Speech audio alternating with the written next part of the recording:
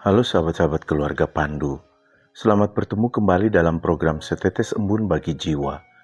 Renungan kita hari ini diambil dari Markus 15 ayat 1-15, menurut terjemahan baru edisi kedua dari Lembaga Alkitab Indonesia. Namun sebelum mendengarkan renungan ini, mari kita berdoa.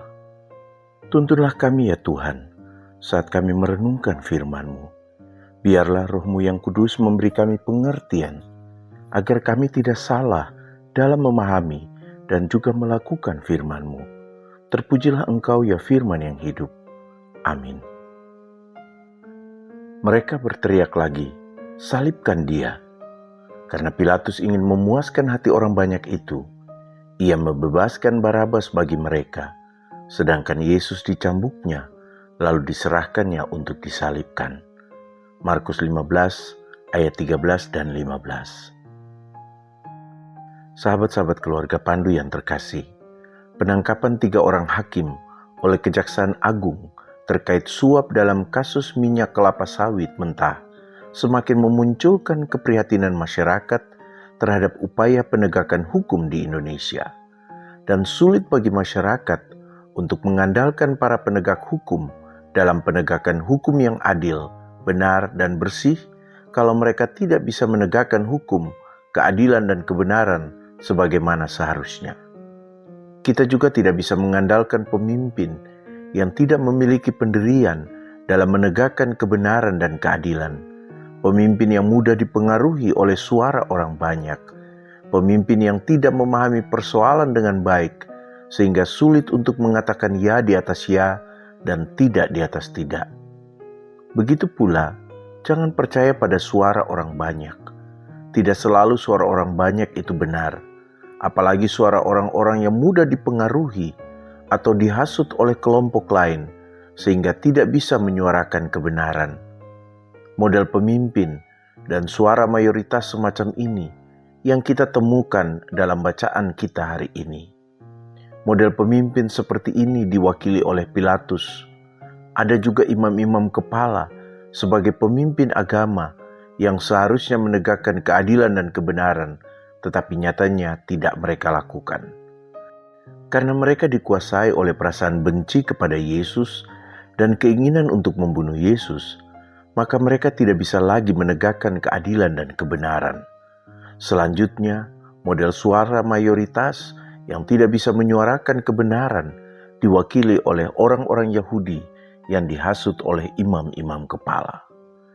Kegagalan pemimpin seperti imam-imam kepala untuk menegakkan keadilan dan kebenaran karena mereka cenderung mengedepankan kepentingan pribadi atau kepentingan kelompok mereka sendiri.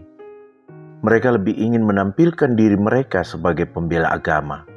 Kebenaran bagi mereka adalah menurut ajaran agama mereka sendiri, tetapi yang sebetulnya bukan menurut ajaran agama, melainkan menurut tafsiran mereka. Jadi tafsiran atau ajaran yang lain akan dianggap sebagai salah kalau tidak sesuai dengan tafsiran mereka. Dalam kehidupan kita saat ini, kita mungkin juga pernah berhadapan atau melihat orang-orang dengan pola semacam ini.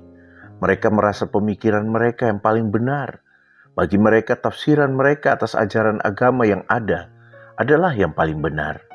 Hal ini membuat mereka seringkali memperlakukan orang lain menurut tafsiran atau pikiran mereka.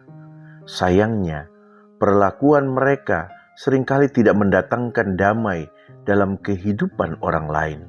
Katanya mereka berlaku adil dan benar, tapi nyatanya mereka melukai orang lain. Dan yang lebih disayangkan lagi, mereka sering memperlihatkan bahwa mereka adalah orang-orang yang menjalankan ibadah dengan taat. Mereka lupa bahwa Allah menginginkan mereka mempraktikkan kasih dan damai di atas segala tafsiran ajaran agama mereka. Untuk itu, pesan bagi para pemimpin agama adalah jangan mengedepankan tafsiran atau pikiranmu sendiri di atas pikiran dan kehendak Tuhan. Jadilah pemimpin-pemimpin agama, pemimpin-pemimpin gereja yang sungguh-sungguh takut akan Tuhan. Pilatus sebagai pemimpin masyarakat, sebagai perwakilan masyarakat, tahu bahwa Yesus tidak bersalah, tetapi dia tidak berani mengambil keputusan untuk membebaskan Yesus sebagai bentuk penegakan keadilan dan kebenaran. Dia takut dengan serangan balik dari masyarakat terhadap dirinya. Dia lebih memilih menjaga status, jabatan, atau posisinya. Dia lebih memilih popularitas ketimbang mempertahankan prinsip kebenaran. Kita juga mungkin pernah berhadapan atau melihat pemimpin dengan pola semacam ini. Saya teringat penolakan pemerintah Bogor terhadap kasasi MA yang mengizinkan GKI Yasmin untuk beribadah di gedung gereja mereka. Polisi pun tidak mengambil tindakan yang benar. Pemerintah Bogor dan polisi lebih takut pada tekanan kelompok massa atau masyarakat yang mengatasnamakan agama dan melarang GKI Yasmin beribadah di gedung gereja mereka. Meskipun berkembang pendapat bahwa kepala daerah Bogor juga memiliki pandangan yang sama dengan kelompok massa yang radikal. Jadi kita melihat bahwa bukan hanya di masa Yesus, melainkan juga dalam kehidupan kita saat ini, ada pemimpin yang tidak berusaha mewujudkan keadilan dan kebenaran sebagaimana seharusnya. Sama seperti Pilatus, pemimpin-pemimpin seperti ini tunduk pada tekanan atau suara massa yang ada. Ini adalah catatan penting bagi pemimpin-pemimpin Kristen, baik di gereja, di pemerintah, atau dalam masyarakat, dan juga pemimpin pada umumnya. Jadilah pemimpin yang berkomitmen untuk menegakkan keadilan dan kebenaran sesuai kehendak Tuhan.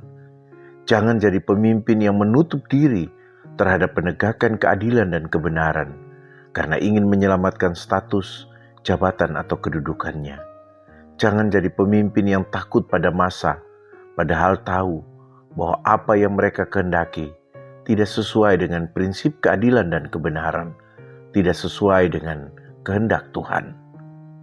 Yang menarik dalam kisah Yesus ini, di antara massa atau orang-orang yang meneriakan salibkan Yesus ini, tentu ada orang-orang yang menyaksikan pelayanan Yesus yang penuh kasih kepada mereka yang membutuhkan.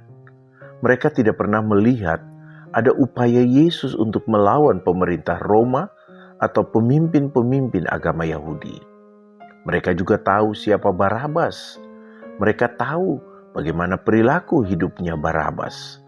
Namun, saat ini begitu mudahnya mereka dipengaruhi oleh imam-imam kepala yang adalah pemimpin agama. Mereka tidak mempunyai keputusan sendiri dan menunjukkan iman mereka. Mereka sangat bergantung pada pendapat atau keputusan yang dibuat oleh pemimpin agama mereka. Kita tentu berharap orang percaya saat ini, pengikut-pengikut Kristus saat ini, tidak menunjukkan cara beriman atau beragama semacam ini. Para pengikut Kristus saat ini harus memiliki keberanian untuk menegakkan kebenaran. Ikutlah apa yang menjadi firman Tuhan, bukan apa yang menjadi perkataan pendeta atau pemimpin gereja. Karena itu, baca dan pahami firman Tuhan dengan baik. Jangan percaya pada tafsiran atau perkataan pemimpin agama atau pemimpin gereja ketika perkataan mereka tidak mencerminkan kasih Kristus dan tidak memperlihatkan keadilan dan kebenaran yang sesuai dengan kehendak Tuhan. Ketika para pemimpin tidak bisa menyelaraskan perkataan dan hidup mereka dengan firman Tuhan, maka umat atau orang-orang percaya harus tetap berkomitmen untuk menyelaraskan dirinya dengan Kristus, dengan firman Tuhan.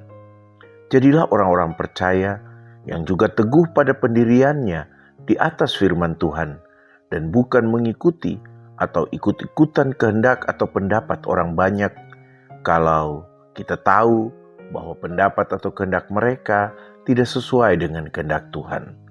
Untuk itu, jadikan Kristus dan kehendaknya sebagai pilihan utama dalam hidup kita dan bukan pilihan yang lebih didasarkan atas kesenangan atau kepentingan diri kita sendiri. Mari kita berdoa. Ya Bapa, ampunilah kami karena kadang kami bertindak seperti orang banyak, seperti Pilatus atau imam-imam kepala. kami mementingkan persetujuan dunia daripada kebenaran-Mu. Ya Kristus, berilah kami keberanian untuk berdiri bagimu, bersyukur atas pengorbanan-Mu, dan juga kesetiaan untuk mengikutimu, apapun risikonya. Ya Roh Kudus, tuntunlah kami agar selalu memiliki kemurnian hati yang berpusat pada firman Tuhan. Terpujilah Engkau ya Bapa, Putra, dan Roh Kudus. Amin. Teruslah membangun iman dan mengelola hidup bersama. Tuhan Yesus memberkati kita.